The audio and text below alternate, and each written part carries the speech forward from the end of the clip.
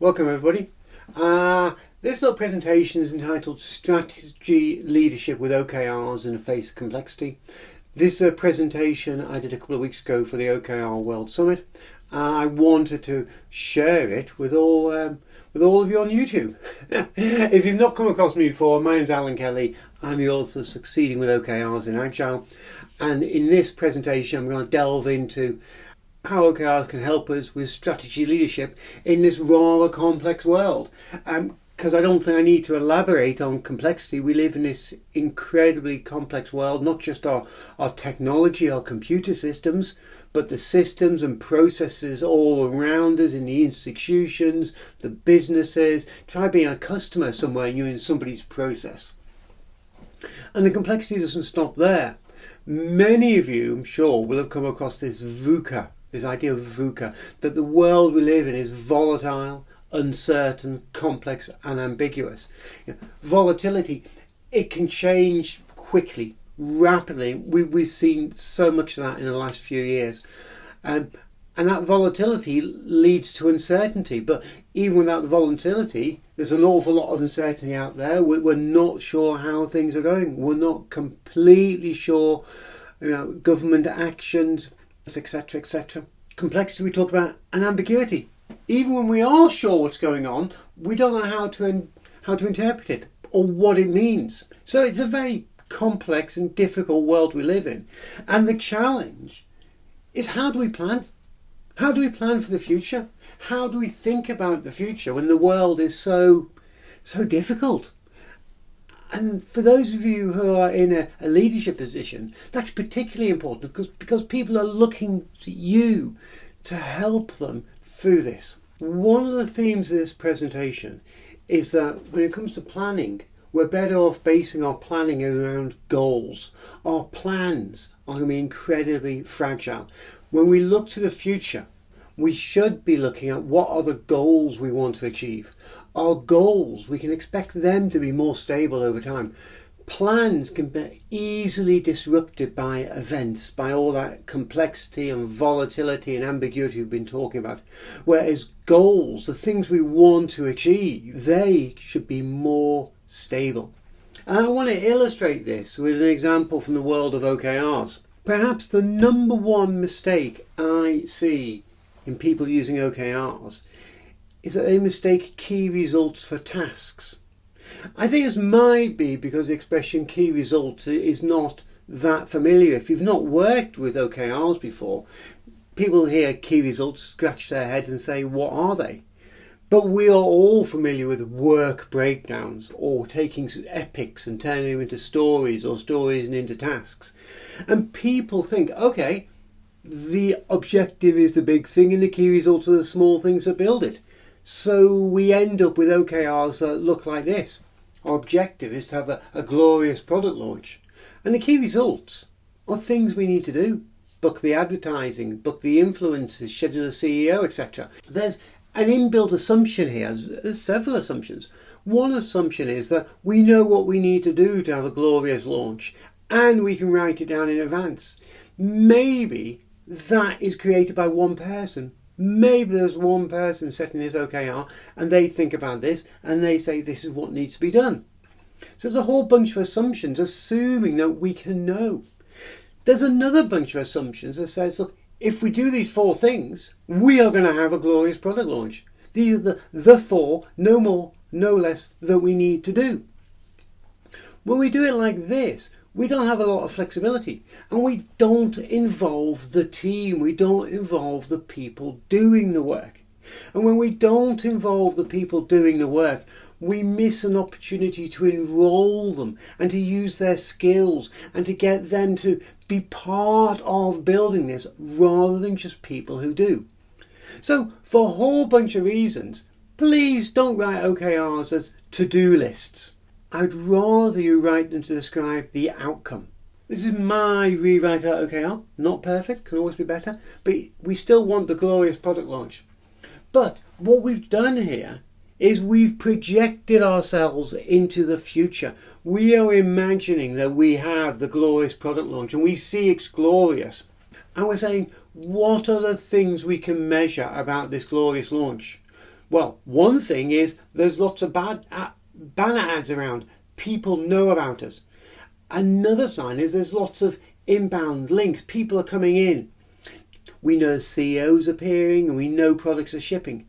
What we're describing here is what the world looks like when you meet that outcome. Not only our outcomes are more stable, but we are treating the team as problem solvers. The people who are going to execute this, the people who are going to deliver it, they are the experts. Their job is to figure out how this is going to happen. Hopefully we set it in tandem with them. What's happening is that once we've agreed this is what success looks like, we say, you, the team, you're the experts, you're the problem solvers, go and make this happen. And then they will do their own planning and they may come up with a list of things to do. But if part way through that process they find that what they are doing isn't successful, they don't think what they're doing is going to secure the glorious launch we want, then they replan. They try something different because they are the experts. So really, objectives and key results, I wish I could rename them. I wish I could change the name of OKRs. I wish the name could be Outcomes and Acceptance Criteria, because the objective is an outcome we're trying to bring about. And the key results, well, they are acceptance criteria. They are how we will measure our success. They are how we know we will be done. So I really wish we could think of OKRs as OACs, Outcomes and Acceptance Criteria. That's my dream anyway. I don't expect it'll ever come true. OKRs is what they're called. However, those of you with a bit of a memory for the Agile days, will notice some theme emerging here. Outcomes and acceptance criteria. What do you want? How are we going to measure it? Let us do it. This is test first management. This is the same idea as is present in test-driven development, TDD, test-first development, acceptance test-driven development, and behavior-driven development. It's all about saying, what are we trying to do? What are the tests? Can we pass those tests? So if you like, OKRs have given us a test-first management framework which fits in with Agile. If we didn't have OKRs, the Agile community would probably need to invent their own Agile goal-setting framework. The recipe is the same. Tell me what you want to achieve. Tell me how it's going to be measured. Now let me figure out how to pass the test. When we work this way, we're building feedback loops between the goals and what we are building to satisfy those goals. And in the process, we create a strategy debugger. Let me point out, when we implement OKRs, when we adopt OKRs, we don't solve all our problems overnight. OKRs do improve the world, but really OKRs are a mechanism for finding problems and fixing problems. If our company doesn't have a clear and agreed strategy, well, we need to fix that. If our company doesn't have clear and agreed goals, well, we need to fix that. In operating OKRs, we uncover these problems. Let me take a slight segue now and go back to goals over plans. And let me introduce you to Admiral James Stockdale. Stockdale was the highest ranking American officer held captive by the Vietnamese during the Vietnam War. He was a prisoner of war for over 8 years, during which time he had very little control over anything. He had no control over the peace negotiations, he had no control over the food he ate, he had no control over the routine he followed. He had very, very limited control over anything. So to make a plan was kind of difficult, because what actions would you follow? Stockdale was interviewed in later years and asked about this experience and how he survived. Lots of other servicemen were taken prisoner and they didn't survive the prisoner of war camps. Stockdale said, "You must maintain unwavering faith that you can and will prevail in the end, regardless of the difficulties." This is the same idea as we're seeing in OKRs, and the same idea behind me saying you have a problem-solving team. You're saying this is what we want to achieve. We have belief, we have faith that we can make this outcome come about. We don't know what the difficulties are, but we believe we can do it and we're going to try and do it. And this was Stockdale's philosophy. Stockdale went on. He said, at the same time, you have to have the discipline to confront the most brutal facts of your current reality, whatever they might be. So we shouldn't be given watermelon reports, those status reports which look green on the outside and buried inside they're red. What Stockdale's saying is the situation's really grim. And you can't say you've got a plan to get out of it because you can't execute your plan. What you have to do is confront the realities, but keep the faith. Stockdale was also asked about who didn't survive in the camps. And he said it was the men who had a plan. It was the men who set themselves goals. The men who said, I'll be home for Christmas. I'll be home for my kid's birthday. The problem was they had no control over all of this. It was just hope. That kind of plan would mislead them. If they were hanging out to be home by Christmas, it would mislead them into thinking we're going to be home for Christmas when it wasn't going to be. No plan could survive contact with the camp. You just had to accept what came up. Stockdale's case, he even self-mutilated on occasions where his captors wanted to use him in propaganda, and rather than be used in propaganda videos, he would self-mutilate, and he would not let himself be used in certain ways. But for everybody else trying to execute their plans couldn't survive in the camp, and when those plans failed, it'd be very demoralising. And Stockdale says that that's what killed them in the end, that they didn't have the faith they were going to survive, and they made these plans, and when the plans failed, they were demoralised. What we're talking about here, both for Stockdale and for OKRs and for your strategy leadership in this very confusing world, is you have a goal and you keep aiming at that goal. Every time you need to think, what do we do next? What do we do in this circumstance? You return to your goal and you say, right, how are we going to advance on our goal? So it's goals over plans. Goals are more stable, even if they require some faith. Goals are our ambition. That's where we are going there. The goals are not the strategy in itself. The strategy is a means of achieving those goals. When we execute our strategy to realize our goals, we may find there are some strategic objectives we need to achieve to reach our goal. And OKRs are the mechanism we use for achieving those outcomes, for those goals. I want to pause here for a moment because I've used the word goals and the word objective. And I think it's important to say here that while many of us use the words goal and objective interchangeably, if you look in your dictionary, your thesaurus, you'll see they are pretty much synonyms. It is worth differentiating between a goal and an objective. And the way I like to differentiate is to use this definition from Richard Rummelt, who's a business school professor in LA, I think. A goal expresses overall values and desires. The goal is the bigger thing. It's the ultimate thing we're aiming for. An objective is a specific operational target. An objective is something much more specific than a goal, something we're working towards. It's a target. We will achieve several objectives along the way to our goal. And obviously, this is where OKRs fit in.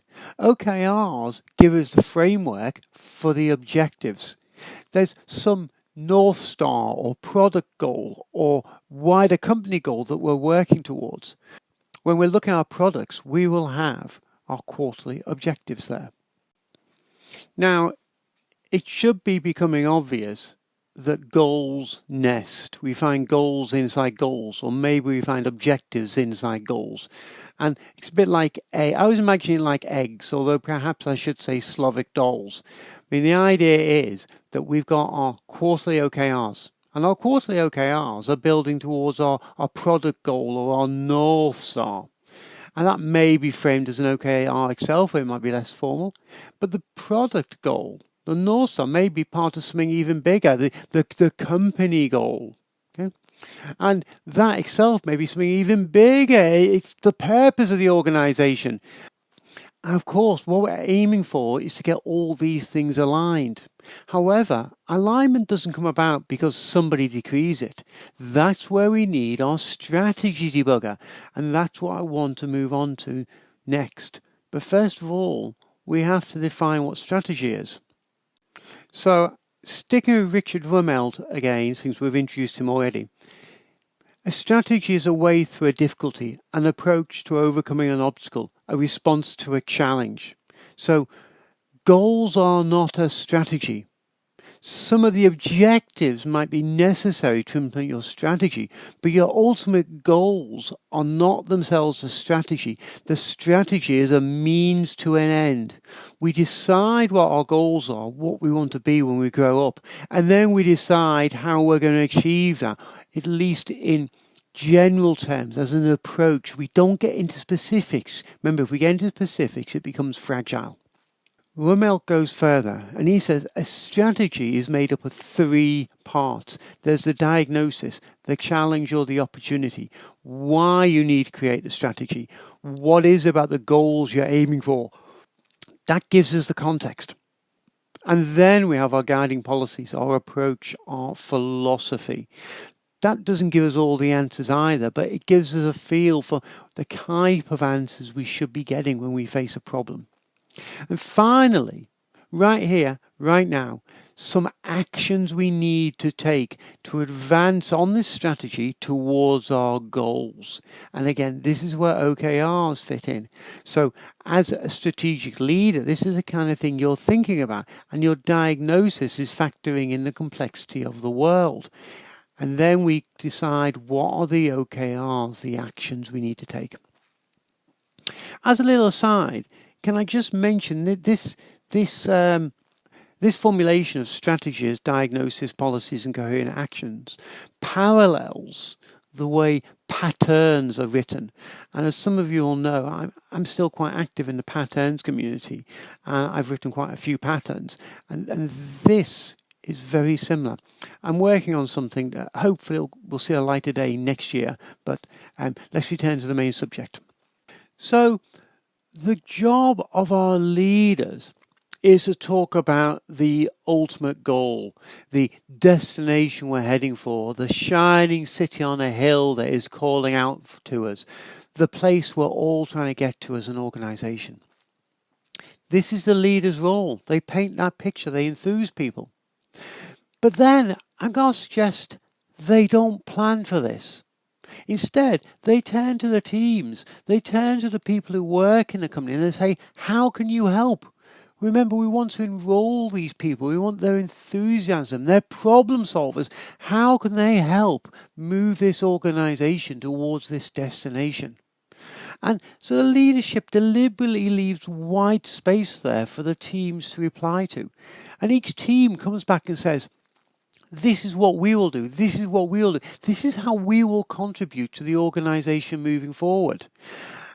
And the leader can take these and review them, and we can share them. We can talk about them. And this is where we start to build the strategy debugger. So what we're doing with our OKRs, we're building a feedback loop. Our leaders are setting out the bigger goals, the purpose, the strategy. They're thinking about strategic resourcing, objectives. That's the North Star or true north, whichever expression you want to use there, the ultimate goals. And that is then fed into the team. The team hear this. The team hear what the leadership is trying to achieve, what the organization is trying to achieve. But the teams have much more information than the leaders. The leaders may have a breadth of knowledge, but the teams have in-depth knowledge. Specifically, they know about the customers. They get feedback from the customers. They hear from commercial people who are selling the product to the customers. Maybe they hear from a support desk. All this information flows into the team, and we need to keep our customers happy while we're pursuing our strategy. It doesn't stop there. The team also hear from their peers, the other teams they work with. Perhaps they hear from peers in other organizations. They are also in a position where they're aware of what competitors are doing and what they need to do to stay competitive with their customers. And finally, The team are also aware of the technology, what technology can do for them, problems technology may have, or the opportunities technology may create for them. Hopefully everybody in the team has got some awareness of this, but first amongst equals, the product manager is the place where all this information is pulled in. The product manager is responsible for all of this. Everybody on the team will have some part of the picture. The product manager has to be on top of this. With all that information, the team can then think about how they can service customers, compete with competitors, meet the needs of peer, incorporate technology as appropriate, and build towards the overall strategy and goals. And so they produce their OKRs. Remember, they're responding to the executives, the leaders. And that it goes up to our leaders who can then review those things, and they can give feedback to the teams, and you can discuss about why it might not be what you expect on either side. It might reveal information that one side was not aware of. And of course, it feeds into the longer term objectives. So we're building our strategy debugger. The leadership talks about goals and strategy. The teams reply with their interpretation and response. Because these two groups work independently, we can detect any mismatches when they occur. If we just tell somebody something, they misunderstand it, but they can't answer back. Where the information is a mismatch, perhaps one side hasn't included something the other side needs to know, perhaps one side hasn't explained what they're trying to do, their thinking. Maybe there's a flaw in the strategy or a flaw in the product. Maybe there's a misunderstanding. Maybe this can't be executed. So we get this feedback loop going. It's a strategy debugger, which helps us with our alignment. So again, we've got our quarterly OKRs, which are part of our product North Star. They're building towards it. Now we've got both of these codified, written down, perhaps both in OKR format. We can kind of say, do these actually align? I sincerely hope they do, but there's always a capacity for them to move out of sync. We should be explaining how the quarterly OKRs build towards that North Star. And again, we can go up the next layer. Because we know what the greater goal is, we can start to say, does the product North Star align with the company goal? Is there a mismatch? Is there a problem? And again, we can go higher, however many layers we got. We can look at these things and we can look for our alignment or our misalignment, and we're able to debug alignment.